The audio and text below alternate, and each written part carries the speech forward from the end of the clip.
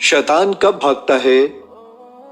شیطان سے اللہ کی پناہ مانگی جائے جب اذان ہو، مسنون اذکار کرنے سے، قرآن کریم کی تلاوت کرنے سے۔ رسول اللہ صلی اللہ علیہ وآلہ وسلم کا فرمان ہے، تم اپنے گھروں کو قبرستان نہ بناؤ، بلا شبہ شیطان اس گھر سے بھاگ جاتا ہے جس میں سورہ بقرہ کی تلاوت کی جائے۔ اس طرح جو چیزیں شیطان کو دور کر دیتی ہیں ان میں صبح و شام کی دعائیں، گھر میں داخل ہونے اور گھر سے باہر نکلنے کی دعائیں، مسجد میں داخل ہونے اور مسجد سے باہر نکلنے کی دعائیں اور دیگر تمام دعائیں شامل ہیں جو شریعت مطہرہ سے ثابت ہیں۔ مثلاً سوتے وقت آیت الکرسی اور سورہ بقرہ کی آخری 2 آیتیں پڑھے۔ جو شخص 100 دفعہ یہ دعا پڑھتا ہے وہ پورا دن شیطان سے محفوظ رہتا ہے۔